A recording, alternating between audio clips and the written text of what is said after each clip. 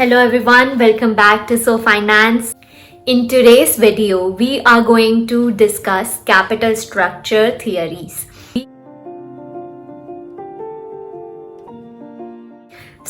हमने पिछले वीडियो में कैपिटल स्ट्रक्चर के बारे में डिस्कस किया था. We talked about how we determine the optimal capital structure in a very generic sense. But आज हम इसके बारे में थोड़ा डिटेल में बात करेंगे कि how a company determines what kind of capital structure optimises its value. सबसे पहले तो हमारा जो कैपिटल स्ट्रक्चर डिसीजन है वो इतना इम्पोर्टेंट इसलिए है because it helps us to maximize the value of the firm. अब ये value of the firm को maximize करना हमारा एक financial management का एक important decision होता है.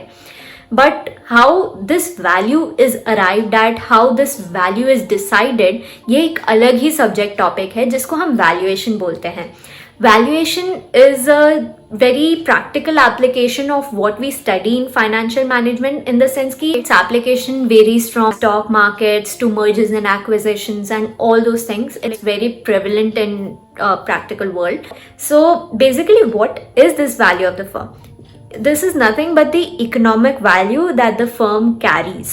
So it's very difficult to explain this without getting deeper into it. So I'll just touch upon it.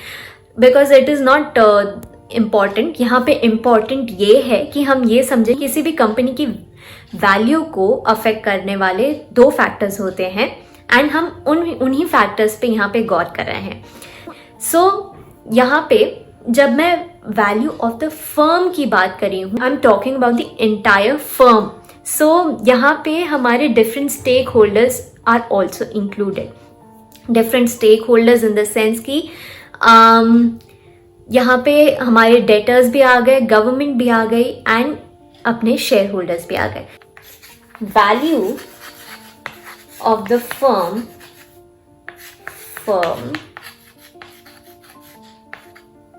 जब मैं फर्म की बात कर रही हूं तो यहाँ पे मेरे सारे स्टेक होल्डर्स इंक्लूडेड हैं. Value of the firm is affected by two factors जिसमें सबसे पहला फैक्टर है अर्निंग्स. ठीक है, अर्निंग्स. सो अर्निंग्स में मैं यहाँ पे EBIT कंसिडर कर रही हूँ और which is also called as operating profit. EBIT, that is earnings before interest and tax. Now why am I considering EBIT as a parameter for determining the earnings? Because यहाँ पे मेरे सारे stakeholders of the firm included हैं. कैसे, आइए मैं आपको बताती हूँ. इसमें हमारा देखिए earnings before interest and tax है. सो यानी कि interest is something which is not yet deducted from this figure. So interest जो होता है वो मेरे डेट होल्डर्स का, let me just right it, interest जो होता है वो मेरे डेट होल्डर्स का एक सोर्स ऑफ इनकम है. सो मेरा जो फर्स्ट स्टेक होल्डर है यानी कि डेट होल्डर्स, उनकी इनकम है interest income. So that is included in this particular figure because interest has not yet been deducted. दूसरे जो मेरे स्टेक होल्डर्स हैं वो है गवर्नमेंट. गवर्नमेंट की earnings from the corporate, from any business is taxes. So taxes is also yet not deducted from this figure. So हमारे taxes भी included हैं. And हमारे जो थर्ड स्टेक होल्डर हैं जिनको हम कहते हैं share holders. Okay, share holders, उनकी अर्निंग्स हैं जो भी रेसिडुअल अमाउंट होता है, प्रॉफिट आफ्टर डिडक्टिंग एवरीथिंग, जो भी रेसिडुअल इनकम होती है that is income of the share holders. So EBIT is the parameter which includes the incomes of all these stakeholders at once. So जब मैं firm की value of firm की बात कर रही हूँ तो I am including all the stakeholders at once, and that's why when I talk about earnings as a factor that affects my value of the firm, so that earnings is nothing but EBIT. अब earnings कैसे value of the firm को affect कर सकता है? Earnings is a huge factor contributing to the value of the firm because firm जितना ज़्यादा कमाएगी उतना ज़्यादा उसकी वैल्यू होगी। मान लीजिए रिलायंस है, Reliance has humongous profits undoubtedly, so Reliance has more market value as compared to other companies just because its earnings are more. So जितना ज़्यादा firm की earnings उतना ज़्यादा firm की value. So earnings is one of the factors which affects the value of the firm. The second one is its cost of capital.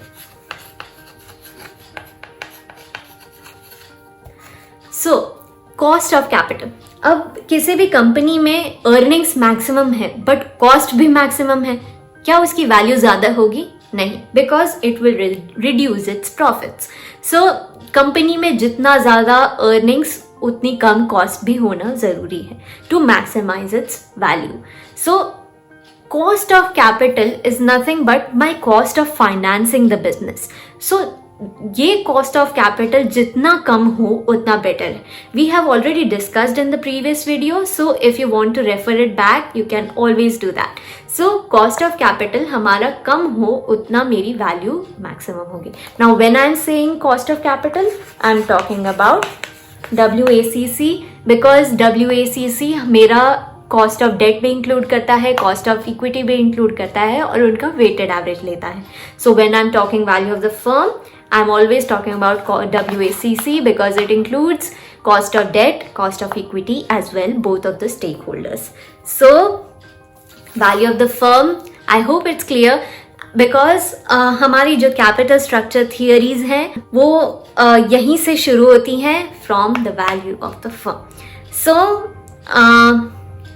you must be wondering that मैंने previous video में ये बता तो दिया था कि हम किसे ऑप्टिमल कैपिटल स्ट्रक्चर बोलते हैं।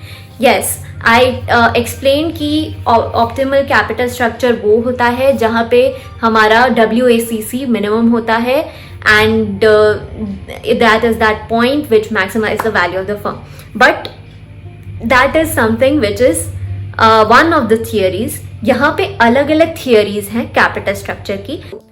We have different theories because it is believed कि हमारे लेवरेज, कैपिटल स्ट्रक्चर और हमारी वैल्यू ऑफ द फर्म में अलग अलग तरह के रिलेशनशिप्स हैं। इट इज़ नॉट नेसेसरी कि एक तरीके का रिलेशनशिप हो इन सब में। There are different kinds of theories existing, but यहाँ पे हम ब्रॉडली 3 कैटेगरीज में हमारी थियरी डिवाइड की गई हैं and these are the most widely use theories and widely considered one as well. 3 broad theories हैं। सबसे पहले है हमारा नेट इनकम अप्रोच, दूसरा है हमारा net operating income approach and तीसरा है हमारा ट्रेडिशनल अप्रोच। तो ये 3 हमारे बेसिक थियरीज हैं कैपिटल स्ट्रक्चर की। पहले बात करते हैं नेट इनकम अप्रोच की। जैसा कि मैंने आपको पहले बताया था कि value of the firm is affected by 2 factors, earnings and second one is cost of capital. So हमारी जो पहली थियरी है that is net income approach, वो ये मानती है कि हमारे earnings are irrelevant to determine the value of the firm. हमारा capital structure affects the value of the firm. So net income approach ये बोलता है कि हमारा capital structure is the one which affects the value of the firm. ठीक है, तो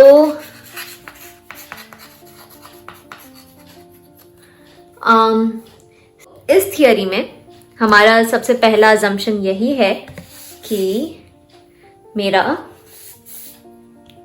KE, KD यानी कि cost of equity, cost of debt मेरा कांस्टेंट रहेगा। एंड इस थियरी का एक और अजम्पशन ये है कि हमारा KD is less than KE। ये बेसिकली अजम्पशन नहीं है, मैंने अपने पिछले वीडियो में भी बताया था कि हमेशा cost of debt is usually lower than cost of equity. हमारा debt cheaper source of financing है।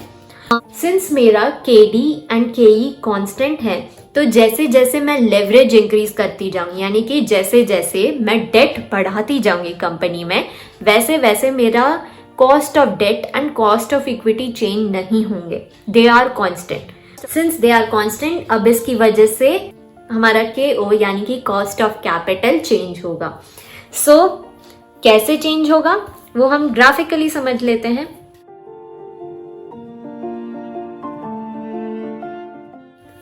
हमारे y एक्सिस पे हमारा है कॉस्ट ऑफ कैपिटल, हमारे x एक्सिस पे है लेवरेज, एंड मेरा KD एंड KE कांस्टेंट है। Since KD is less than KE, इसलिए मेरा KD का ग्राफ मेरा KD का लाइन KE से नीचे है। Now as I am increasing the leverage, तो मेरा cost of equity and cost of debt change नहीं होगा, it will remain constant, because ये थियरी का पहला अजम्पशन ही यही है कि मेरा cost of equity and cost of debt is constant. The only thing that is affected by increase in leverage is my cost of capital, जो कि इंक्रीज इन लेवरेज की वजह से रिड्यूस होगा, बिकॉज जैसे अब देखिए एट जीरो लेवरेज, जो कि मेरा at a point where there is no leverage in the firm, मेरा ओवरऑल कॉस्ट ऑफ कैपिटल यानी कि WACC will be equal to KE, because मेरा कॉस्ट ऑफ डेट तो जीरो है। मेरा कॉस्ट ऑफ डेट जीरो है तो यानी कि मेरे एवरेज में बचा क्या, सिर्फ कॉस्ट ऑफ इक्विटी।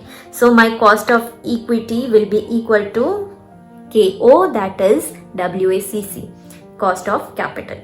So जैसे जैसे मैं लेवरेज इंक्रीज करती जाऊंगी वैसे वैसे मेरा कॉस्ट ऑफ कैपिटल कम होता जाएगा, because I am adding a cheaper source of finance that is KD to my KO। Since अब इसमें बहुत लॉजिकल बात हो गई कि हमारे एवरेज में अगर मैं कोई छोटा नंबर इंक्लूड करती जाऊंगी तो मेरा एवरेज नीचे आता जाएगा। So KD is something which is lesser than KE, so that's why initially at when leverage is zero हमारा KE is equals to KO, because there is no debt, there is no cost of debt, so मेरा WACC is equals to KE। But when I increase the leverage, मेरा एक छोटा number that is KD, cheaper source of financing gets included in average calculation. So उसकी वजह से मेरा average नीचे जाएगा, that is WACC goes down, and that's why my KO decreases with increase in leverage. So basically ये हमारा हो गया नेट इनकम अप्रोच। सो जैसा कि मैंने आपको बताया था कि value of the firm is affected by two factors, first is earning, second is cost of capital. So मेरी जो नेट इनकम अप्रोच है वो सिर्फ कॉस्ट ऑफ कैपिटल को मान के चलती है कि यही एक चीज है जो मेरी अर्निंग्स अफेक्ट कर रही है। जैसा कि मैंने आपको बताया कि कैपिटल स्ट्रक्चर में जो चेंज आया उसकी वजह से मेरी वैल्यू अफेक्ट हो रही है। मैंने जैसे जैसे लिवरेज बढ़ाया अपनी कंपनी का वैसे वैसे मेरा WACC नीचे आता गया, and because of that my value is increasing. So net income approach purely focuses on the second part, that is the capital structure affects the value of the firm, the cost of capital affects the value of the firm. So that was net income approach of capital structure. अब मैं बात करती हूँ दूसरी capital structure theory की, जिसको हम बोलते हैं net operating income approach. So net operating income is exactly the opposite of net income. Net income सिर्फ ये बोलती थी कि कॉस्ट ऑफ कैपिटल या कैपिटल स्ट्रक्चर ही एक ऐसा फैक्टर है जो वैल्यू को अफेक्ट करता है, बट नेट ऑपरेटिंग इनकम ये बोलती है कि नहीं, कैपिटल स्ट्रक्चर बिल्कुल अफेक्ट नहीं करता वैल्यू को, सिर्फ कंपनी की अर्निंग्स अफेक्ट करती हैं। सो ये एकदम ऑपोजिट हो गया। It डिसरिगार्ड्स capital structure, cost of capital and capital structure, it only considers earnings of the firm. So net operating income approach is exact opposite of net income. So इसके assumptions ये हैं, since मेरा cost of capital तो affect ही नहीं करता, मेरे firm को मेरा कैपिटल स्ट्रक्चर अफेक्ट नहीं करता मेरी वैल्यू को, तो ये थियोरी ये अज्यूम करती है कि मेरा कॉस्ट ऑफ कैपिटल यानी कि WACC कांस्टेंट है। यानी कि मैं कैसे भी कैपिटल स्ट्रक्चर चेंज करूं मेरी वैल्यू अफेक्ट नहीं होगी, ये कांस्टेंट ही रहेगा। मैं कुछ भी करूं, मैं कितना भी लेवरेज बढ़ा लूं, कितना भी डेट ऐड कर लूं, इट विल नॉट चेंज। सो मेरा KO कांस्टेंट है, मेरा KD कांस्टेंट है, मेरा कॉस्ट ऑफ डेट भी कांस्टेंट है। सो मेरा ये दोनों कांस्टेंट। तो अब जब मैं लेवरेज इंक्रीज कर रही हूं तो मेरी सिर्फ एक चीज अफेक्ट होगी, that is my KE, cost of equity. क्यों? क्योंकि शेयर होल्डर्स का उतना ज़्यादा रिस्क बढ़ जाता है, बिकॉज मैं जितना ज़्यादा डेट ले रही हूँ उतना ज़्यादा कंपनी शेयर होल्डर्स को कम पे कर पाएगी। शेयर होल्डर्स का ये मानना है कि there earnings will be at a risk, उनकी अर्निंग्स उतनी ही कम होंगी।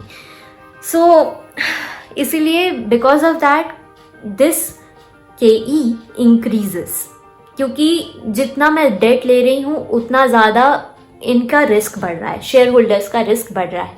बिकॉज कंपनी अगर ज़्यादा डेट लेती जाएगी तो उनको उतना ही इंटरेस्ट पे करना पड़ेगा, तो प्रॉफिट्स में से उतना ही अमाउंट इंटरेस्ट में जाएगा एंड शेयर होल्डर्स के लिए क्या बचेगा? कुछ भी नहीं। तो उनका वो एडिशनल रिस्क ऐड होता जाता है, एंड जैसा कि आपको पता है जितना ज़्यादा रिस्क उतना ज़्यादा फिर कॉस्ट ऑफ इक्विटी बढ़ता जाएगा। सो ये हो गया। तो अब इस थियरी में अगर मैं डायग्राम देखूं नेट ऑपरेटिंग इनकम अप्रोच का, तो यहाँ पे मेरा लेवरेज है, ठीक है, एक्स एक्सिस पे। यहाँ पे मेरा कॉस्ट ऑफ कैपिटल है। अब यहाँ पे मेरा KD तो कांस्टेंट ही है, ठीक है। मेरा KO जो है वो KD के ऊपर होगा ऑब्वियसली, बिकॉज क्योंकि KO is inclusive of KE as well, ठीक है। अब जैसे जैसे मैं लेवरेज इंक्रीज करती जा रही हूँ मेरा सिर्फ KE अफेक्ट होगा, ये दोनों कांस्टेंट रह रहे हैं। That's why a linear graph and a linear parallel to x axis graph, and जैसे ही मैं लेवरेज इंक्रीज कर रही हूँ वैसे ही मेरा KE ऊपर जा रहा है। So this is my net operating income approach. तो जैसा कि हमने देखा कि नेट इनकम अप्रोच सिर्फ कॉस्ट ऑफ कैपिटल को मानता है and net operating income approach सिर्फ अर्निंग्स को मानता है। तो ये दोनों अप्रोचेस जो हो गए ये बहुत ही एक्सट्रीम अप्रोचेस हैं, बहुत they are two ends of the spectrum. Okay, so एक सिर्फ इसी को कंसिडर करता है और एक इसी को कंसिडर करता है। जो हमारा थर्ड अप्रोच है that is a combination of both, and it is not that extreme, it's a very practical approach जिसको हम बोलते हैं ट्रेडिशनल अप्रोच। जो मैंने अपनी पिछली वीडियो में बताया था कि हम ऑप्टिमल कैपिटल स्ट्रक्चर कैसे बोलते हैं, it is nothing but a point where हमारा WACC is the minimum, so that is nothing but our traditional approach, and it considers both of them कि हमारा earnings भी affect करता है, हमारा capital structure भी affect करता है, यानी cost of capital भी हमारी value को affect करता है। So that was it guys, these were the basic capital structure theories. I hope that this video helped in a better understanding of these theories, because the sums related to these theories are pretty easy. It's just application of formula, finding out missing values and all those things. Just that the understanding of these theories is not very it's not very prevalent these days, because people don't usually care about these theories, which I understand. I completely understand. If you like the video, please hit the like button and do not forget to subscribe the channel if you haven't already. So see you guys in the next video. Thank you so much for watching. See you guys next time.